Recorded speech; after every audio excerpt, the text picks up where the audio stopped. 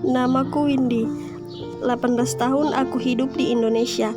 18 tahun pula aku mengenal manisnya pahit Indonesia. Aku terlahir dan dibesarkan di negara ini. Budaya dan semangatnya mengajarkan banyak hal menuntut untuk terus bergerak, membuka jendela menuju dunia baru. Indonesia sedang dirunduk masalah. Politik sedang tidak baik-baik saja. Pemilu Indonesia akan segera dilaksanakan. Para partai pendukung mulai mengejar rakyat mendukung pilihan mereka dengan berbagai cara. Bahkan di saat-saat tertentu, banyak juga elit-elit politik melakukan money politik. Di saat sekarang ini, ekonomi kita dijajah. Elit-elit politik membantu dengan uang yang tentu bukan menjadikan suatu yang baik. Pemilu sebenarnya bukan ajang untuk melakukan suap-menyuap, tetapi para elit politik merasa bahwa itu perlu dilakukan. Pemilu sekarang bukan masalah tugas akan dilaksanakan, tapi masalah kekuasaan yang patut kita saingkan.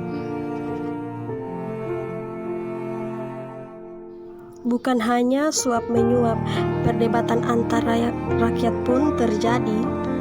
Banyak masyarakat berseteru satu sama lain, bahkan membangga-banggakan calon yang akan dia pilih. Sebenarnya pemilu bisa berjalan dengan baik, tanpa kericuhan, tanpa adanya suap-menyuap yang mampu memecahkan rukun kemasyarakatan. Sekarang hanya karena pilihan yang berbeda, antar teman, antar keluarga, dan antar rekan kerja rela untuk berdebat, membela, menjatuhkan antara calon yang dipilih. Kapan antar masyarakat Indonesia akan sadar bahwa pemilu diadakan bukan untuk diperdebatkan? Harusnya kita sadar yang kita pilih ataupun yang kita tidak pilih mempunyai kekurangan. Maka untuk apa kita membela atau menjatuhkan?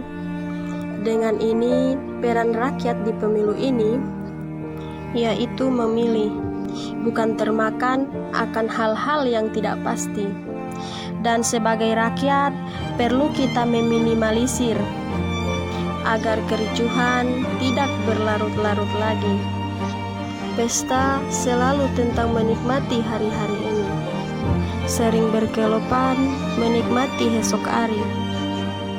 Cukup sudah pemilu dianggap sebagai pesta, karena memang bukan ajang berfoya-foya. Para kandidat harus ikut bertanggung jawab, menjalani pilkada dengan cara yang beradab, tak membeli suara dengan cara transaksi. Perilaku yang niscaya memicu korupsi, menjauhi propaganda yang pecah belah. Sebab lahir pula yang nanti akan kita ulah.